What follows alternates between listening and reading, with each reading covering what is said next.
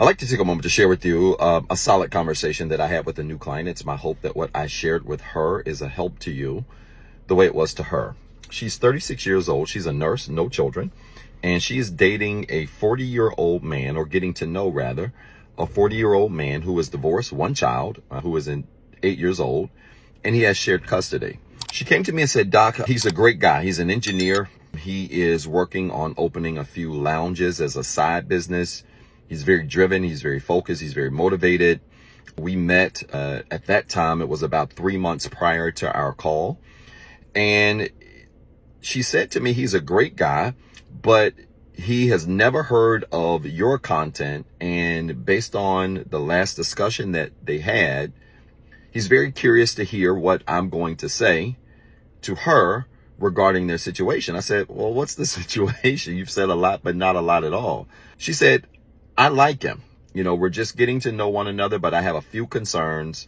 I don't want to use the word red flag. I've seen your content, what you think about the term red flag, and I didn't want to be dramatic about it. And so I wanted to use a couple of sessions to talk about this and work on things regarding me if I am the problem. I said, well, what's going on? She said, well, I have a few concerns. He's a great communicator when we do talk, but we just don't talk or text that often. I said, well, what do you define as often, and how often do you talk or text? He says, we may talk, or she said rather, we may talk about once every day, maybe every other day, something like that. We live about an hour and a half apart, she said, which is no problem for her, and it doesn't seem to be for him. He does have partial custody of his daughter, so it's 1 week on, 1 week off, that kind of thing. But even when he has her and he doesn't have her, that doesn't change our typical cadence, which is about once a day, if that, no more than maybe once every other day. She said, because I am a nurse, I do work, 10 to 12 hour shifts. So sometimes our schedules don't always jive and align, maybe as perfectly, considering my long shifts, but also his career aspirations and what he's doing as a very busy and successful engineer. So maybe that can be a part of it, but I'm just used to people being available when I text and call, and being able to, just text and call more often and frequently. I said, well, did you explain this to him?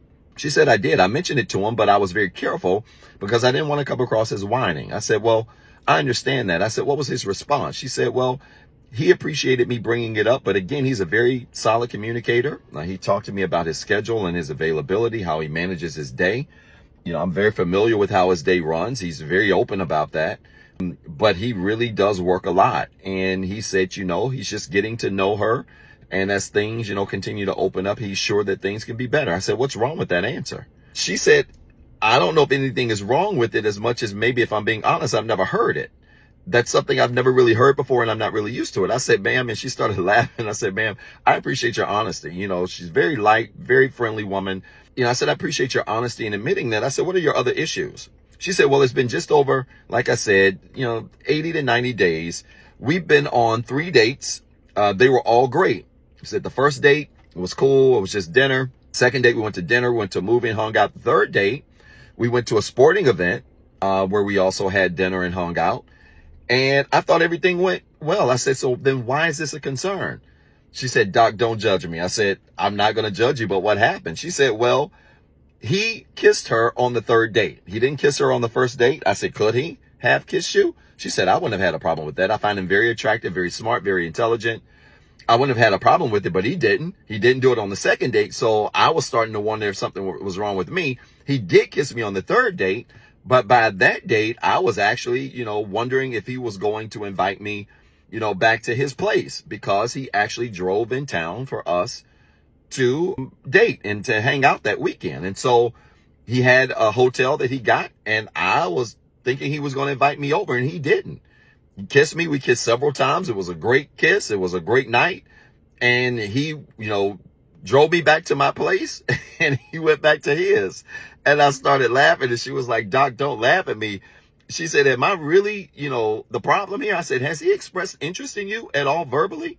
She said, he has, sir. He's expressed it, and he said that he's very interested in me, but this is just weird to me, and I don't want to call it a red flag and assume, things that maybe I've assumed in the past, like maybe he has someone, or maybe he's involved with someone. I said, ma'am, let me just cut to the chase, and I'm not laughing at you. She was, again, very lighthearted. I said, I'm not laughing at you. I said, but ma'am, dating a healthy man is always different. And it sounds like you've got a frame of reference that you're not used to dating healthy men. And there are a lot of ways that dating a healthy man is different, but I'm going to give you 4 that I want you to consider. I said, number 1, a healthy man is going to be disciplined and full of self-control. So the reality is, in order to be an engineer and to be starting several businesses at the same time, working 70 hours, 60, 70 hours a week, 40 to 50 of those hours being on your engineer work, and then the other hours being on working on a business and developing business plans and fundraising and all the things that comes with that. I said, you have to be pretty disciplined and you have to have a lot of self-control and focus. I said, and it sounds like he has that. This is what it sounds like you've signed up for in terms of interest. So I'm not shocked there. I said, that leads me to number 2. Even with all of those things going on, a healthy man is also a very clear communicator. He's a solid communicator. And it doesn't mean you're going to always like what he says, but it does mean that he's a clear communicator. He does not mind communicating things with you. And even if those things are, again, things you don't want to hear or things that you're not comfortable with. I said, you said to me, he's clearly communicated to you that he's interested. Is that correct? She said, he has. I said, he just hasn't had a lot of time to hang out. Is that correct? She said, he hasn't, and he's just not, I'm used to just being able to text and call people all day that I'm interested in. I said, ma'am, he's not that. But he is clearly communicating with you when you do communicate. And that has to count for something when you're dealing with a healthy man who seems to have his life together. I said, does that make sense at all? She said, it does. And that's what he was trying to explain. And I think that's one of the reasons why he was curious to hear what you were going to say. I said, yeah, I take the side of right. I don't take women's side. I don't take men's side. I don't care who you are. Right is right and wrong is wrong. And if you're dating a healthy, healed man, he's not going to always just be available at the drop of the hat. And I've discovered, ma'am, if I'm being frank with you, a lot of women think they want a healthy man until they get one. They think they want a healthy, accomplished, busy, successful man until they get one. And they realize that they are actually sharing time with this man's purpose. They're sharing time with this man's passion. And a lot of women are not going to like this message because a lot of women think they can have it both ways, that you can have a man that is successful and has a purpose and has a passion, but he also is going to drop all of that to pursue you. It's not going to happen. The reality is he's going to have to share his time with his purpose, with his passion, and with you. And a lot of women aren't ready to be shared with the purpose of a successful man. I said, does that make sense? She said, it's exactly what he was saying. It's exactly what he was saying. And she just started chuckling about it. I said, it leads me to the third thing. I said, a healed man is also slow roasted. He's what I call slow roasted. In other words, he recognizes that he does not always have a lot of time. And the time that he does have is very precious. He's not always available. And so he has to adjust his time to engage with you. And because of this is going to make him take his time. He's not going to be in a rush to just shut down his life for something he's not clear about. He's not sure about. And so you're going to have to share a lot of your time, or wait rather for him to have some time to share with you until he's certain that you're the one. And that's just the reality of the matter. I'm not talking about broken men. I'm talking about men that are healthy, that are healed, and that are clear communicators. You're going to have to share some time, a lot more time than you're probably used to, until that man is absolutely certain about you. I said they're slow roasters. Healed men take their time. They recognize that slow is the new fast because they have a whole lot more to lose. He's not going to be texting you all day because he doesn't have time to. But when he does see that this is something that he wants, you will see later on after the fact that you will get more access and more time with him. And what most women tend to do is what you're doing. They tend to walk away and quit before they tap into that level of that man where he's willing to just make these drastic sacrifices to open up his life to her. I said, and ma'am, you're following the script to the T. You're about to walk away from a man that might be your match because this is not going as fast as you want. Take your time. I said, ma'am, slow is the new fast. And that leads me to point number 4. I said, ma'am, healthy men are not hypersexual. It doesn't mean they don't like sex. It doesn't mean they don't enjoy sex. But it simply means it is a situation where a healthy man does not have to have sex in order to properly evaluate you. Will he have sex with you? Sure. I said, if you guys have the chemistry that you described, I'm sure he probably would. I said, but you should not panic because he did not invite you to his place after the 3rd date. I said, a healthy man can have sex with you, but he can still evaluate you absent from sex. The sex might be great even, but he may look at you and say, this is not going to be a good fix. And you won't take that the right way because things advanced. And so most men, knowing this, especially if they get an inkling that you're not healed enough to handle that, will pause the sex to make sure that, one, you don't feel any kind of way, but then two, to validate the need for them to take their time and evaluate you the proper way. I said, so this demonstrates for a healed man the understanding of a deeper need for deeper intimacy. Most healed men, especially if they're successful and they don't want to waste their time, typically have a deeper desire for deeper intimacy.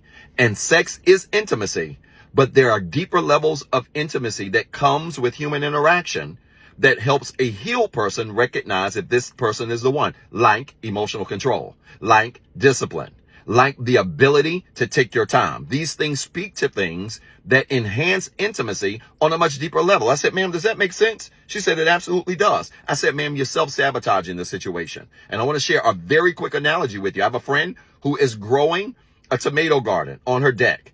And she called me after 1 week. She started growing the deck or the tomatoes on her deck after 1 week. She potted them, soiled them, all of that stuff. But she called me a week later complaining. I said, do you want to know what she's complaining about? Client said, what? She was complaining because she hadn't seen tomatoes. My client started laughing. She said, Doc, I know where you're going. I said, no, you're going to hear this. I said, she was complaining after 1 week. She had not seen tomatoes. She said, Doc, are you serious? I said, I'm absolutely serious. When she called me, I said, FaceTime me. She FaceTimed me. I said, turn the camera around. She put it on her garden. I said, ma'am, you have little buds there that you got when you bought this thing. You've been watering and soaking this thing every single day. And you mean to tell me you're calling me complaining because you don't see tomatoes? I said, ma'am, you're sitting up here talking to my friend. I said, ma'am, you're sitting up here complaining about tomatoes that you don't see. And you've literally given these plants 1 week to grow. I looked at my client and said, ma'am, this is what we look like when we self-sabotage something that can be special in our lives, but we're not ready for what it is that we planted. I said, ma'am, you're not ready for the tomatoes. You're not ready for this man. And I think you are, but your anxiety right now about him approaching this the healthy way is proof that you got some things you need to be working on right now. Because if this thing does work out, the worst thing that you can do is get a full-grown tomato that you planted, but then absolutely throw it in the trash after all of this waiting and working that you've done on it. I said, ma'am, that's where you're heading. Either you're going to completely self-sabotage this and throw those tomato plants away before they even grow because you're not patient, or they're going to grow into something and you're not going to know what to do with it because you're self-sabotaging. The client just started laughing. She's a great lady, great personality, and she completely understood where I was coming from.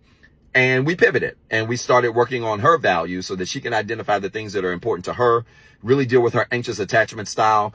And she even shared the conversation with the gentleman who reached out to me, sent me a very nice email. He's very thankful that I spoke with her, and then reiterated that he's very interested in her. And I replied to both of them and said to her, don't blow the tomato plant. I hope this story made sense. If it did, type church in the comments with 3 R's. And then remember, you've got 2 jobs. 1, be better today than what you were yesterday. And 2, don't forget what I told you.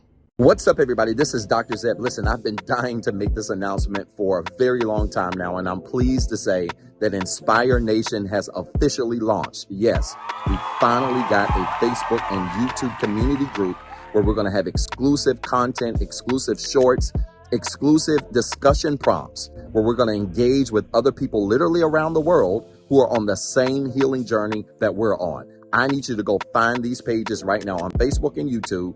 Inspire Nation, follow the page, join the group, introduce yourself, and be prepared to link up with literally thousands of people around the world who are on the same healing journey, who are looking for the same resources, and who want to also be surrounded with other like-minded individuals who are growing in the same direction as you are. I'm so excited about this because it's the beginning of some great things I can't talk about right now. Listen, you got 2 jobs. 1, be better today than what you were yesterday. And 2, don't forget what I told you.